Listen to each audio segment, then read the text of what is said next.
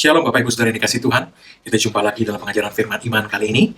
Setiap perubahan di alam roh akan selalu diikuti oleh perubahan di alam jasmani. Sekali lagi, setiap perubahan di alam roh akan selalu diikuti dengan perubahan di alam jasmani.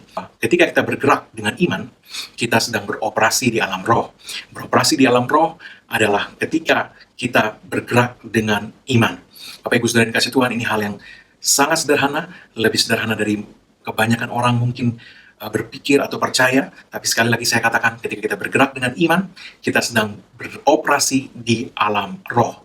Iman kita akan mengalami terobosan saat Roh Kudus menerangi mata hati kita untuk memahami hal yang pertama tadi, yaitu bahwa setiap perubahan di alam roh akan selalu diikuti dengan perubahan di alam jasmani, sehingga kita tidak lagi dibelenggu dengan tipu muslihat iblis untuk memandang segala sesuatu dari sudut pandang alam jasmani, sehingga kita menganggap sesuatu itu sukar karena kita melihat bahwa di alam jasmani sesuatu itu kelihatannya sukar untuk berubah, sukar untuk bisa mukjizat terjadi. Tetapi ketika kita melihat oleh hikmat, oleh pemahaman, oleh pewahyuan dari Roh Kudus bahwa perubahan tidak dimulai di alam jasmani, tetapi di alam rohani, dan setiap perubahan di alam rohani selalu diikuti dengan perubahan di alam jasmani.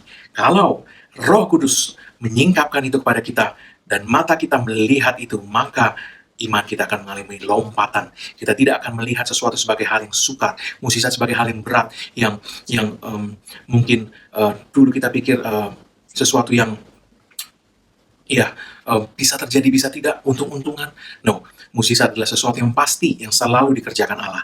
Yesus kemanapun dia pergi, dia berjalan, berkeliling, berbuat baik, menyembuhkan semua orang yang dikuasai iblis. Semua. Berarti mukjizat, termasuk kesembuhan, adalah hal yang pasti. Dan firman Tuhan berkata bahwa Yesus Kristus tetap sama, dulu, sekarang, sampai selama-lamanya.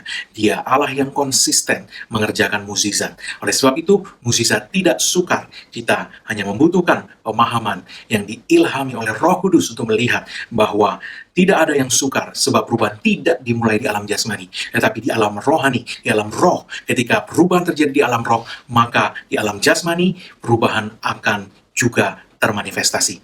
Bapak Ibu Saudara dikasih Tuhan, ketika Roh Kudus, Roh Hikmat dan Wahyu, kata Efesus pasal 1, menjadikan mata hati kita terang untuk kita melihat hal ini, maka kita akan melihat betapa hebat kuasanya, kuasa Tuhan bagi kita yang percaya. Bapak Ibu Saudara dikasih Tuhan, tidak ada yang sukar dan tidak ada yang mustahil. Kita hanya membutuhkan Roh Kudus menerangi mata hati kita, mata pengertian kita, untuk kita melihat kebenaran firman Tuhan ini. Kita perlu minta ini, minta Roh Kudus terus membuat mata hati kita terang, memenuhi kita dengan roh hikmat dan wahyu, sehingga kita dapat memahami kebenaran firman Tuhan ini.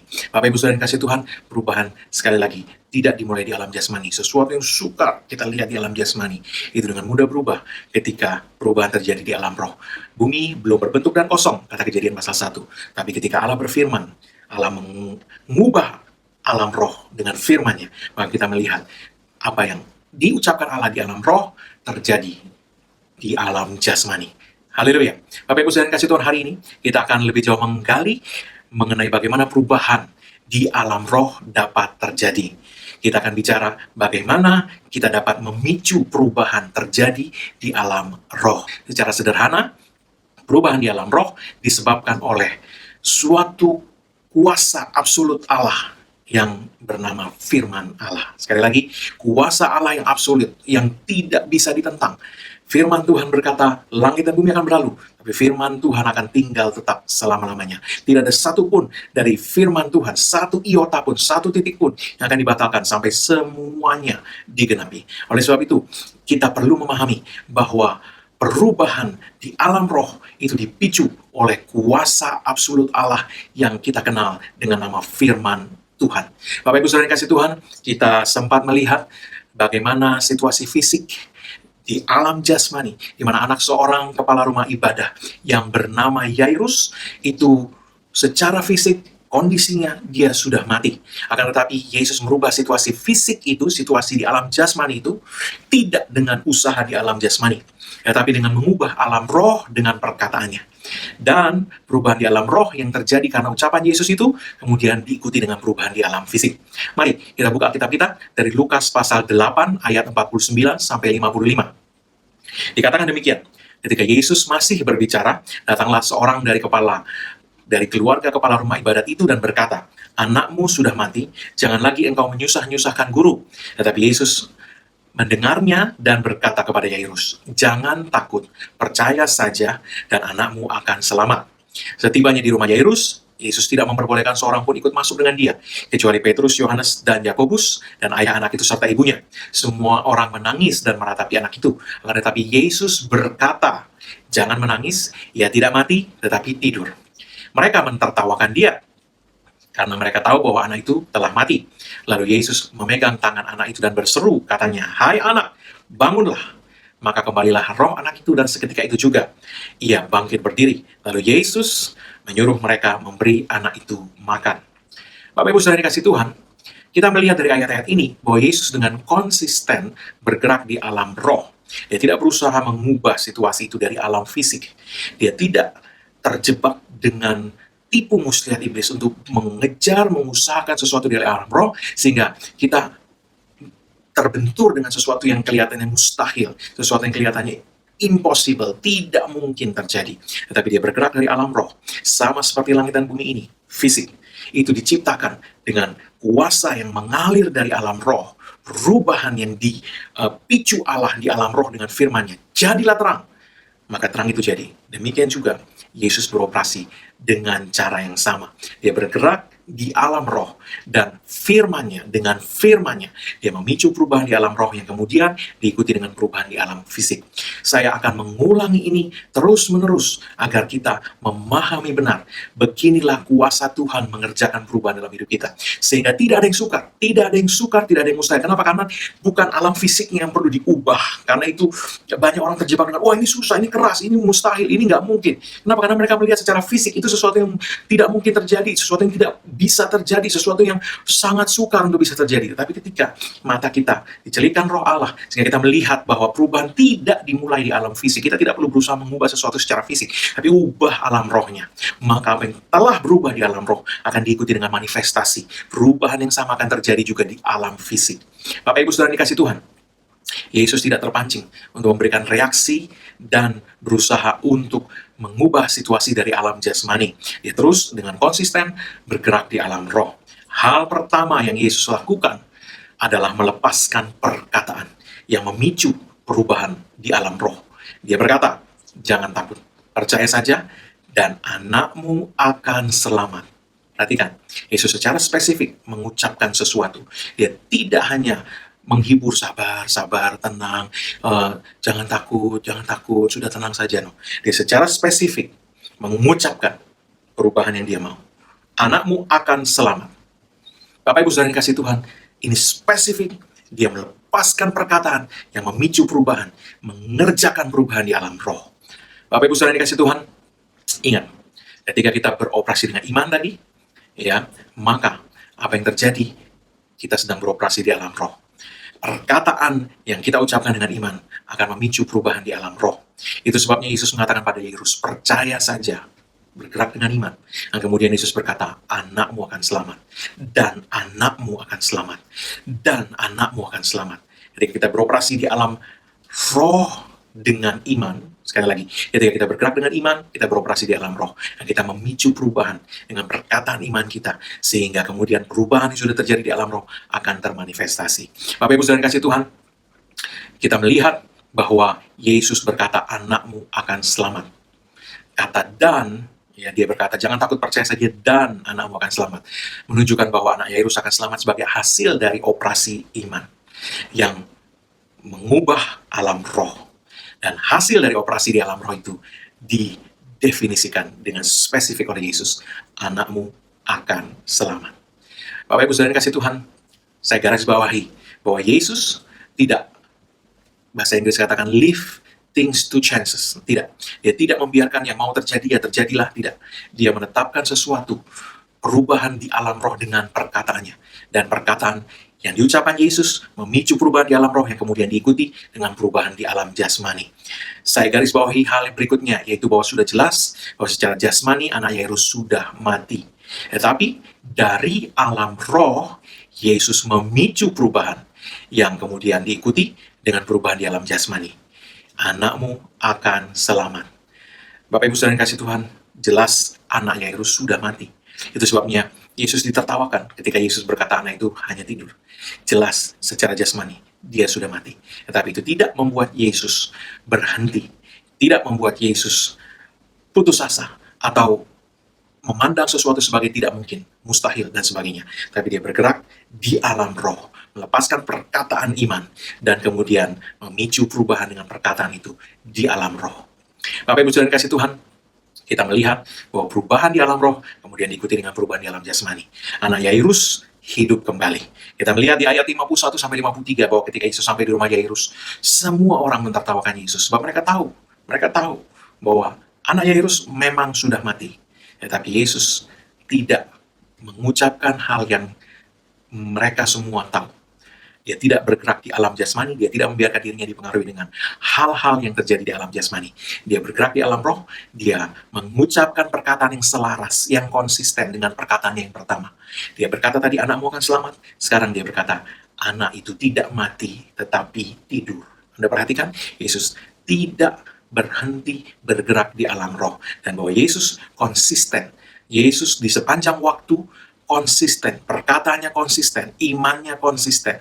Dia tidak berkata anakmu akan selamat saat di perjalanan, tetapi ketika sampai di rumah Yairus dan orang-orang terlihat menangisi anak Yairus yang sudah mati itu, dia kemudian tidak merubah perkataannya. Yesus tetap mengucapkan hal yang konsisten yang dia ucapkan dari semula. Dia berkata, anak itu hanya tidur. Bapak Ibu Saudara kasih Tuhan, sadari, ini sangat penting bahwa setiap perkataan yang kita lepaskan dengan iman, baik itu iman positif atau iman negatif yang kita bisa katakan sebagai ketakutan. Ketakutan itu adalah sesuatu yang kita percayai, sesuatu yang buruk akan terjadi. Nah, ketika kita bergerak dengan iman, mengucapkan sesuatu, maka apa yang kita ucapkan akan memicu perubahan di alam roh. Sebagai anak-anak Tuhan, kita perlu sangat menyadari hal ini. Entah perkataan kita yang lahir dari percaya dalam hati, entah itu percaya negatif atau positif, ya kita lepaskan perkataan itu. Entah perkataan itu positif atau negatif, dia akan memicu perubahan di alam roh. Kalau itu positif, dia akan menghasilkan buah yang positif buat kita. Kalau itu negatif, dia akan membawa hasil yang negatif buat kita. Bapak Ibu Saudara kasih Tuhan, masalah yang banyak terjadi adalah bahwa banyak anak-anak Tuhan tidak menyadari bahwa iman kita itu bisa positif atau negatif, dan hasilnya berbeda. Kalau kita membiarkan iman kita dipengaruhi situasi, maka kita tidak bisa konsisten. Seperti yang kita lihat pada Yesus tadi. Adalah sangat penting untuk tidak membiarkan apa yang kita lihat di alam jasmani mempengaruhi iman kita. Karena kalau fokus kita pada apa yang kita lihat di alam jasmani, iman kita akan dirontokkan. Ini sangat penting. Yesus tidak mengucapkan, anakmu akan selamat, dan 15 menit atau 30 menit kemudian mengubah perkataan itu. Tidak. Dia mengucapkan anakmu akan selamat. Dan kemudian 15, 30 atau 60 menit dalam perjalanan akhirnya tiba di rumah Yairus. Dia melihat fakta di alam jasmani memang anak Yairus sudah mati. Dan orang yang ada di sana tahu itu, mereka menangisi anak itu. Yesus tidak membiarkan imannya dirontokkan dengan memandang kepada situasi fisik, situasi jasmani. Dia terus bergerak dengan iman. Dia tidak meralat ucapannya. Dia konsisten dengan ucapannya. Dia konsisten dengan imannya. Dia terus bergerak di alam roh ke arah yang sama yang dia sudah deklarasikan sebelumnya. Anakmu akan selamat. Dia tidak maju mundur di alam roh. Bapak Ibu Saudara kasih Tuhan. Ucapan Yesus memicu perubahan positif.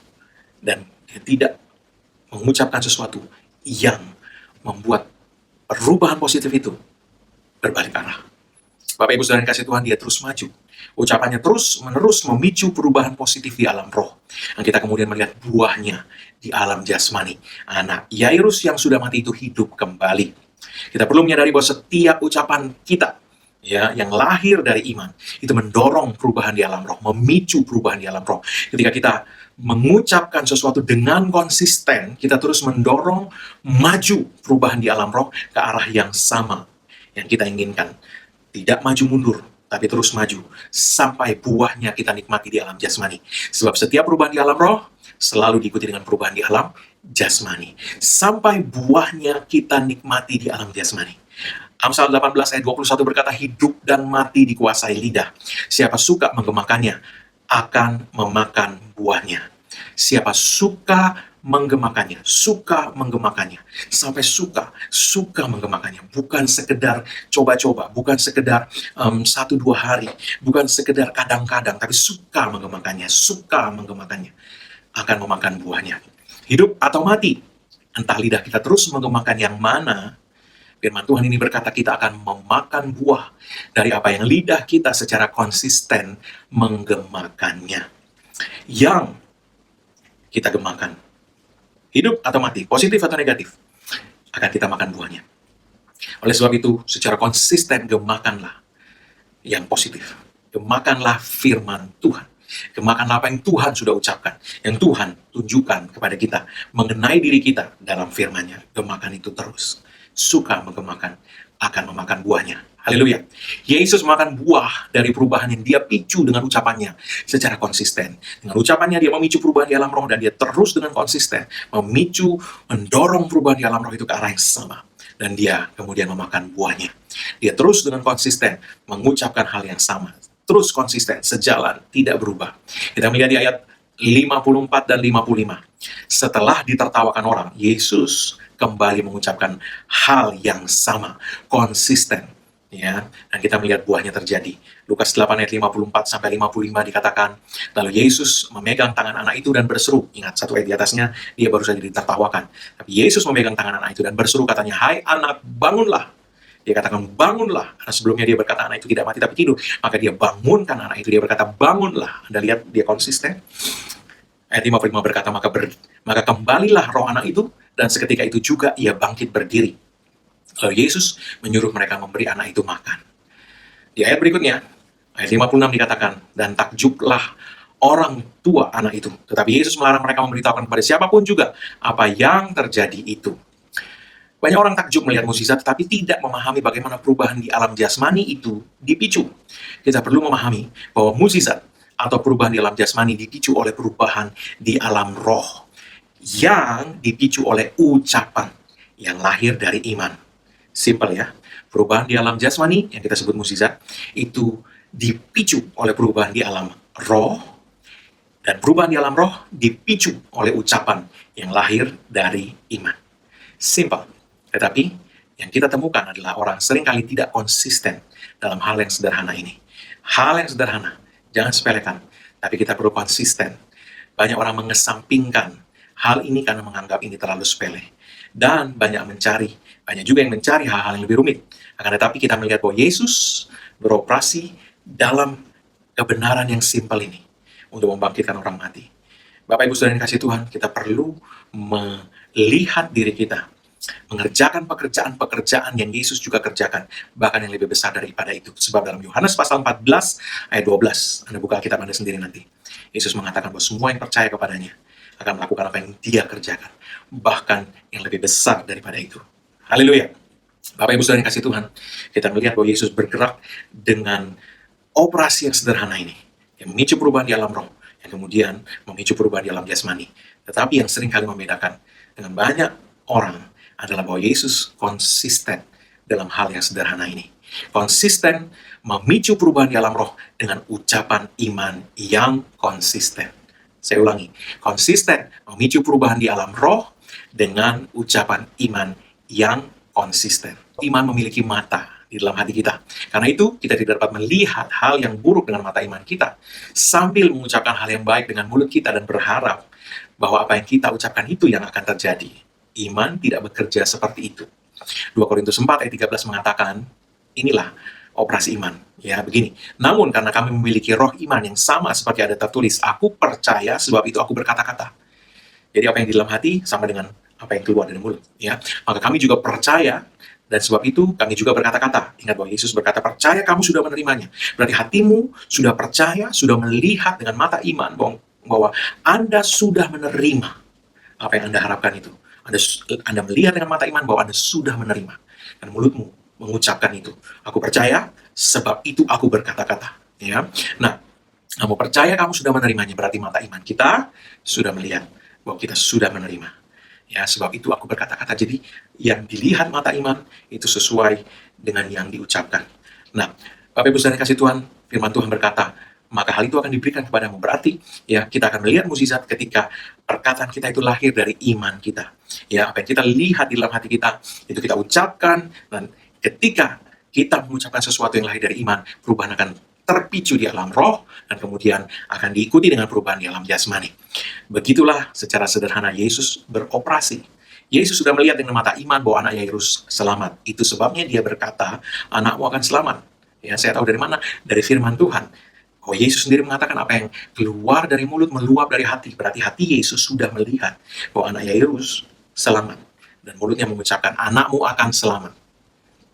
Dan kemudian Yesus terus dengan konsisten mengucapkan hal yang sejalan dengan itu. Bapak Ibu saudara kasih Tuhan, apapun yang Anda butuhkan, berkat jasmani, berkat rohani, berkat keuangan, keturunan, apapun yang Anda harapkan, Anda yang merindukan untuk bertemu dengan jodoh yang dari Tuhan, ya apapun, Anda perlu melihat dulu dengan mata iman. Melihat dulu apa yang Anda inginkan itu telah Anda terima. Anda lihat dulu, itu sudah Anda terima. Bagaimana Anda berjalan dengan apa yang Anda harapkan, yang Anda inginkan itu. Anda merindukan berkat keuangan, Anda melihat dirimu sudah ada dalam berkat keuangan itu. Anda merindukan berkat keturunan, Anda melihat dirimu sudah bersama dengan berkat keturunan itu. Apapun juga, ya Anda lihat dulu dan kemudian Anda ucapkan itu. Anda ucapkan dan konsisten di sana. Konsisten di sana. Konsisten di sana. Konsisten di sana. Bapak Ibu saudara dikasih Tuhan, Yesus dengan konsisten mengucapkan hal yang sejalan dengan apa yang dia sudah ucapkan pertama kali. Nah, Bapak Ibu saudara dikasih Tuhan, kita melihat ya Yesus berkata dari awal, anakmu akan selamat. Maka berikutnya dia berjumpa dengan situasi jasmani yang berbeda dari itu, dia ucapkan lagi, anak ini tidak mati tetapi tidur. Ya, dan ketika dia berjumpa langsung dengan anak itu, di depan anak itu, dia tidak berkata, bangkitlah, seolah-olah anak itu mati. Dia berkata, bangunlah, bangunlah. Dia konsisten di sana. Dia tidak membiarkan imannya dipengaruhi dengan alam jasmani ini. Bapak Ibu saudara kasih Tuhan, mata iman kita melihat dulu. Mulut kita kemudian mengucapkan. Apa yang keluar dari mulut, meluap dari hati. Bagaimana roh iman beroperasi? Aku percaya. Sebab itu, aku berkata-kata. Bapak Ibu saudara kasih Tuhan, mungkin ada yang bertanya, dari mana saya bisa mendapatkan hal yang saya perlu lihat dalam hati saya? Mata iman saya mau melihat apa? Dari mana saya dapatkan gambaran itu? Ya, sederhana. Roma 10 ayat 17 berkata, iman timbul dari pendengaran dan pendengaran oleh firman Kristus. Jadi, firman Tuhan yang terus-menerus kita dengar akan memberikan kepada mata iman kita apa yang perlu kita lihat. Dan kemudian, kita dengan konsisten mengucapkan hal yang mata iman kita telah lihat itu. Bapak Ibu saudara yang kasih Tuhan, mata iman kita melihat dari apa yang terus-menerus kita dengar dari firman Tuhan. Ya, kita mengucapkan apa yang kita lihat itu, kita mengucapkan firman Tuhan. Dan kita terus mengucapkan itu dengan konsisten. Maka perubahan di alam roh dipicu ya oleh firman Tuhan itu. Dan ketika kita dengan konsisten melihat dan mengucapkan hal tersebut, kita terus mendorong maju perubahan di alam roh ke arah yang kita telah lihat dengan mata iman kita. Dan firman Tuhan berkata, barang siapa suka menggemakannya, akan memakan buahnya. Entah itu hidup atau mati. Sekali lagi saya ingatkan, sebab hidup dan mati dikuasai lidah. Yohanes 1 ayat 14 mengatakan mengenai Yesus, firman itu telah menjadi manusia. Perhatikan, ini luar biasa. Firman itu telah menjadi manusia. Bapak Ibu saudara yang kasih Tuhan, renungkan ini. Firman itu telah menjadi manusia. Anda mau mukjizat, renungkan. Firman itu ada dan bekerja di alam roh. Dan firman ini dikatakan menjadi manusia. Ya. Jadi firman di alam roh itu kemudian menjadi manusia yang ada di alam jasmani. Apapun juga yang Anda butuhkan, hal jasmani, hal materi, hal rumah tangga, impian-impian, firman di alam roh akan menjadi sesuatu yang material di alam jasmani. Artinya dia akan termanifestasi. Kesembuhanmu, kebahagiaan rumah tanggamu, dia akan termanifestasi. Dari alam roh, dia akan termanifestasi di alam jasmani. Firman itu telah menjadi manusia. Kebenaran ini sederhana. Dan saya katakan lagi, seringkali ya orang itu lebih mudah percaya dengan hal yang rumit karena mereka berpikir mukjizat itu hal yang rumit. Ya, tapi sekali lagi saya katakan, keyakinan bahwa mukjizat itu sukar atau rumit datang dari sudut pandang alam jasmani. Kalau kita berpikir secara jasmani, ya maka kita akan percaya bahwa mukjizat itu sukar. Tetapi ketika kita melihat ya oleh Roh Kudus bahwa perubahan itu sederhana, dipicu di alam roh, alam jasmani selalu mengikuti. Ya, kita lihat Yesus selalu beroperasi seperti itu. Dia beroperasi di alam roh, dia memicu perubahan di alam roh dengan ucapan iman yang sejalan dengan firman Tuhan, dan dia konsisten mendorong maju perubahan di alam roh itu ke arah yang diinginkannya.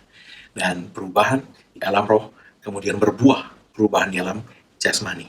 Simple. Jangan sepelekan hal ini. Yang sederhana dari Tuhan lebih berkuasa dari yang kuat dari manusia. Karena itu kita perlu konsisten dalam hal yang sederhana dari Tuhan ini. Saya akan menceritakan suatu kesaksian mengenai Dodi Austin, ibunda dari hamba Tuhan yang bernama Joel Austin. Pada tahun 1981, Dodi Austin ini didiagnosa dokter terkena penyakit kanker hati yang telah masuk tahap metastase dan divonis hanya akan hidup dalam kurun waktu beberapa minggu saja. Berat tubuhnya turun drastis, kulitnya kuning, dan tubuhnya sangat lemah. Dia dirawat secara intensif selama 21 hari di rumah sakit untuk mengikuti tes demi tes. Dalam keadaan yang sangat parah, John Austin, suaminya, dipersilahkan untuk membawanya pulang sambil menunggu kematiannya. Pernyataan dokter sempat melemahkan Dodi dan keluarganya, tetapi itu tidak berlangsung lama. Dodi dan suaminya memutuskan bahwa hanya mukjizat Tuhan yang mereka butuhkan. Dodi menolak untuk kalah. Dia berketetapan untuk tidak mengeluh tentang betapa sakit tubuhnya, betapa lemah perasaannya, dan betapa tidak berdayanya dia. Sebaliknya, ia menaruh kata-kata Tuhan di mulutnya. Ada perhatikan di situ. Dia tidak bergerak secara negatif, dia bergerak secara positif. Dia melihat bahwa hanya mukjizat Tuhan yang dia butuhkan, dan kemudian dia bergerak ke arah situ dengan iman. Perkataan yang diucapkan lahir dari iman, apa yang sudah dia lihat dengan mata imannya, mukjizat Tuhan itu, yang menaruh perkataan Tuhan, firman Tuhan di mulutnya. Hampir di setiap kesempatan dia mengucapkan kata-kata yang penuh iman dan menyerukan kesembuhannya. Di rumah, ia berusaha berjalan sambil berbicara keras-keras. Aku akan hidup dan tidak akan mati. Aku akan memberitakan perbuatan Tuhan.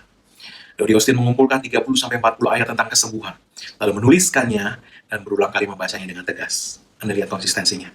Salah satunya adalah dengan panjang umur akan kukenyangkan dia, dan akan kuperlihatkan kepadanya keselamatan daripadaku. Ini Mazmur 91 ayat 16. Dodi Austin menggabungkan kata-katanya dengan firman Tuhan, ya, artinya ucapannya itu diselaraskan dengan apa yang firman Tuhan katakan. Mungkin kita tidak mengutip seluruh ayat terus-menerus, tapi ucapan kita selaras dengan apa yang firman Tuhan sudah bilang. Ya. Dia konsisten dalam hal itu. Dan beberapa waktu kemudian situasi jasmaninya mulai berubah, keadaannya mulai membaik. Ingat, konsisten. Dia mendorong perubahan di alam roh ke arah yang sama. Maju terus, tidak maju mundur. Ya. Dan dikatakan dia mendapatkan kembali selera makannya, berat badannya bertambah, kekuatannya pulih, mukjizat yang dinantikannya tidak terjadi dalam satu malam. Tetapi seiring dengan konsistensinya berjalan dengan iman, melihat dengan iman, dan berkata-kata dengan iman. Ya, terus mendorong perubahan di alam roh. Dodi hidup puluhan tahun lagi sampai hari ini. Usianya 86 tahun hari ini. Dia dapat menghadiri acara wisuda putranya, menyaksikan kelahiran cucu-cucunya, dan mendampingi suaminya melayani Tuhan. Mukjizat dari Tuhan telah termanifestasi di alam jasmani dalam kesembuhannya yang sempurna. Bapak Ibu saudara kasih Tuhan, dengan mata iman, teruslah memandang diri kita sebagaimana Tuhan memandang kita. Bagaimana Tuhan memandang kita, Pak? Dari yang firman-Nya katakan, oleh bibir Yesus kamu telah sembuh. Lihat diri kita telah sembuh. Firman Tuhan berkata, Allahku memenuhi segala kebutuhanmu menurut kekayaan dan kemuliaan dalam Kristus Yesus. Lihat dirimu telah dipenuhi segala keperluanmu dengan kekayaan Tuhan dalam kemuliaannya. Wow, bayangkan betapa kayanya Tuhan dalam kemuliaannya. Lihat dirimu telah disuplai Tuhan seperti itu, dengan sumber dayanya, dengan kekayaannya di dalam kemuliaan. Ya, Anda rindu keturunan, berkat keturunan dari Tuhan. Anda lihat berkat keturunan itu sudah bersama dengan Anda. Ya, Anda lihat dirimu berjalan dengan anak-anakmu. Anda lihat engkau merawat mereka, engkau berjalan dengan mereka, engkau mendidik, membesarkan mereka. Lihat dulu. Ya, dan kemudian Anda konsisten mengucapkan itu. Terus mendorong perubahan di alam roh. Tidak maju mundur, tapi terus maju.